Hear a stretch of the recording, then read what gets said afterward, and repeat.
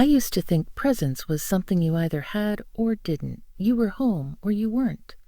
You sat at the table or you didn't. It took me a long time to understand how someone can be in the same room and still be gone. It happened gradually, quietly enough that at first I blamed the season, the hours, the small fatigue that accumulates when two people share a life for long enough. The mornings still worked, coffee brewed at the same time, the same mug chipped at the rim. The radio low, not because we listened, but because silence that early felt too sharp. Maya would scroll while the kettle heated, her thumb moving with a lightness that didn't belong to anything in the room. Sometimes she smiled, not at me, not at the day. Just a brief lift at the corner of her mouth, like a private signal I wasn't meant to read. I asked once what was funny. Nothing, she said, still looking down. Just something I read. Then she locked the screen without thinking and slid the phone face down on the counter, as if it had finished its job. I remember the sound it made, a soft click against the stone. It stayed with me longer than the answer. Evenings followed a similar pattern. Oh, she started planning them with a vagueness that felt rehearsed. A late thing, a walk, a quick stop. She didn't lie. She just stopped offering details. I'd be halfway through chopping onions when she'd say it, already reaching for her jacket. Words delivered from the doorway like a note, pinned to a fridge. I nodded because nodding was easier than asking a question that would float unanswered between us. When she came back, the stories were empty in a way that's hard to explain unless you've heard it. Sentences with verbs and no weight. Names without faces, events without texture. I'd listen and wash dishes, watching the water carry away whatever clung to the plates. Sometimes she'd talk from the other room, her voice arriving before she did. And by the time she stepped into the kitchen, the thread was already gone. If I asked something simple, what time? Which place? Who else was there? She'd answer with a softness that closed the door rather than opening it. I stopped asking. It wasn't that I suspected a person. It was that I no longer felt like one. I became background. A lamp left on, useful, expected, unnoticed. I could feel it in my body first, the way I stopped reaching for her in passing. The way I lingered an extra minute in the car after work, engine ticking as it cooled, just to enjoy the quiet before stepping inside. I changed my mornings without announcing it. Earlier alarms, longer showers. I started walking a different route to work, one that passed a bakery which opened before sunrise. The smell of bread felt grounding, like proof that something was still being made. At night, the bed grew wider. Not physically, just enough space between us that I could tell when she fell asleep without touching her. The ceiling fan clicked on its lowest setting, a sound I'd learned to ignore years ago, but now it marked time. I lay there listening, counting rotations, not waiting for anything in particular. Maya would roll toward the edge, phone charging on her side, screen lighting once or twice before going dark for good. I didn't look. I didn't need to.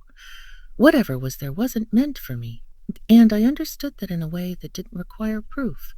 I began to live more deliberately. Grocery lists shorter, meals simpler. I ate earlier or later, depending on my day, and stopped timing things around her arrival. When she noticed, she asked if I was tired.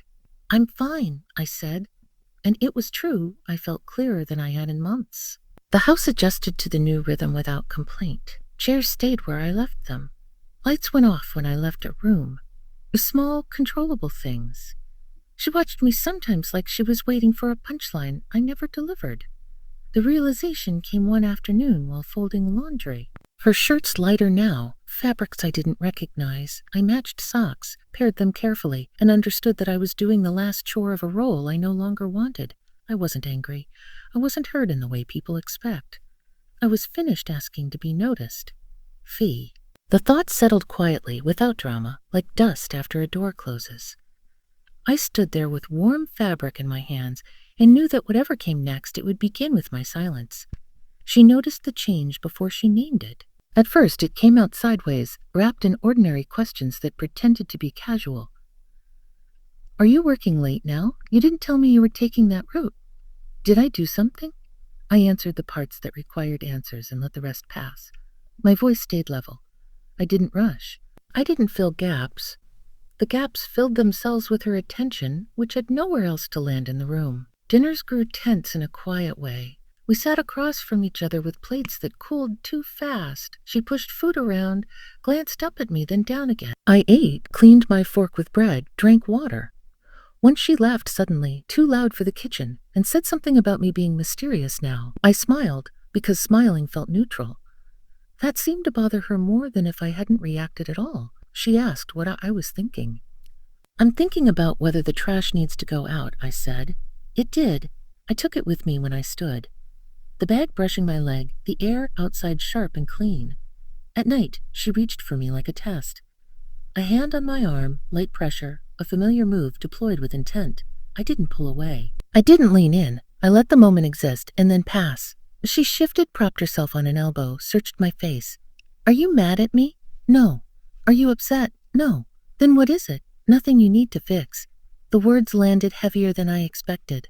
She turned onto her back, stared at the ceiling, phone lighting her cheek for a second before going dark. The fan kept turning. She tried a different approach. Warmth in public, a hand on my back when friends were around, a laugh that included me by name. I accepted it politely and released it when it ended. At home, she sighed more. Doors closed a little harder. She left a mug on the counter instead of rinsing it, like a breadcrumb meant to be noticed. I rinsed it anyway. I began spending more time out of the house, not to avoid her, but to occupy myself fully. Long walks after dinner. The hardware store for things we didn't urgently need. Sitting in the car with the radio off, watching the sky change color behind the buildings. She asked directly one evening, voice tight but controlled, whether I was seeing someone. The question caught me off guard with how far it reached. No, I said. That's not it. Then what is it? I folded a towel and put it away. It's just a different pace. She laughed without humor. You don't just change pace in a marriage. I looked at her and said, I did. The sentence wasn't a challenge. It was a statement of fact. She went quiet, eyes narrowing, not with anger, but with calculation. From then on, everything she did felt like a lever. Compliments followed by complaints. Apologies that dissolved into accusations. You never talk anymore. You're so calm, it's creepy. I miss how you used to be. I listened and nodded when it made sense. I didn't defend myself. There was nothing to defend. I was exactly where I was. She paced the living room once, barefoot, stopping in front of me like she expected me to stand. I stayed seated, hands resting on my knees, breathing steady. The room held still. The silence thickened. She shifted side, turned toward me, and then away. At one point, she whispered my name like a question. I didn't answer because there was no answer that wouldn't reopen a door I'd already closed in my mind. The next morning, she woke early and left before I did. Water ran, then stopped. She watched me like she expected the sentence to rewind itself, to turn into a discussion she could manage. It didn't. The room settled into a quiet that felt permanent. I could sense the moment crystallizing, the point after which nothing returns to what it was. I dried my hands, turned off the light over the sink, and walked past her without touching her arm. The rain eased outside, leaving the air heavy and still. In that stillness, I knew there was no version of this where we both walked back into the same story. The days after felt quieter than I expected. Not empty, just settled. Like a room after furniture has been moved out and the echo finally fades. I didn't announce anything. I didn't pack in a rush. I moved with intention. I took a bag from the closet, the old one with a broken zipper I never bothered to replace, and filled it with what I needed. Clothes I wore often. Books I'd already read once and knew I would read again. The house watched without comment. In the morning, I made coffee, drank it standing at the counter, rinsed the mug, and left it upside down to dry. Small rituals mattered now because they belonged to me. Maya shifted tactics quickly. First came concern, carefully measured. Are you eating? You look tired. Do you want me to make dinner tonight? I thanked her and declined. Then came irritation. You can't just shut down and walk away like this. I'm not shutting down, I said. I'm stepping out. She didn't like the distinction. She followed me through rooms, stopping short when I stopped, keeping just enough distance to pretend she wasn't chasing. At night, she cried quietly, the sound low and controlled, like she wanted credit for restraint. I lay awake and listened until the house went still again. When I left for good, it wasn't dramatic. I waited until she was out, not to avoid her, but to avoid repetition. I locked the door behind me, paused, then unlocked it and left the key on the entry table. I drove to a small place a friend had mentioned, a spare room with its own entrance and a window that faced an alley. The first night there, I slept without waking once. In the morning, light cut across the floor in a narrow stripe. I stood in it and felt present in my own body in a way I hadn't in years. She tried to reassert control from a distance, messages that framed concern as urgency. We need to talk about logistics. People are asking questions.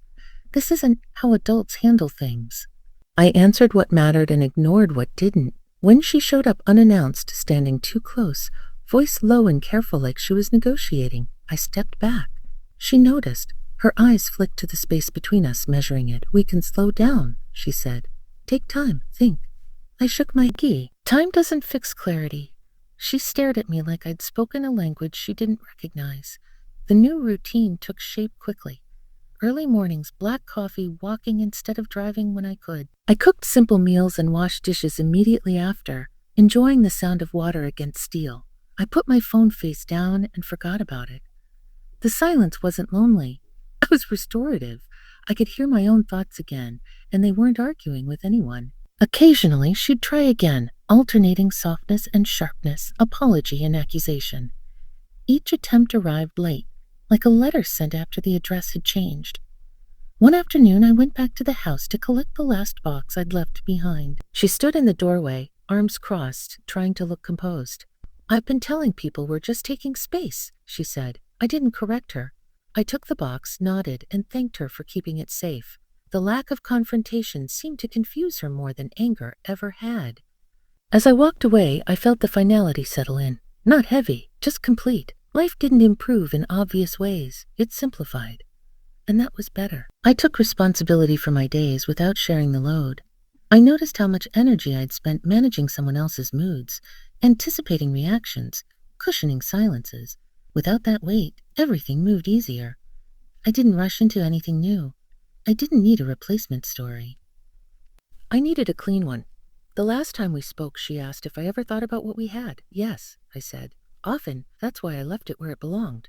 Untouched by bargaining, untarnished by delay." She called me cold. I corrected her gently. I'm finished." There was nothing more to say after that. Now my evenings are quiet in a way that feels earned. I sit by the window, watch the light fade, and feel no pull to explain myself to anyone. I didn't end things to prove a point. I ended them because I understood my own worth without needing it, reflected back to me. That understanding stays. It doesn't shout. It doesn't chase. It just stands where I left it.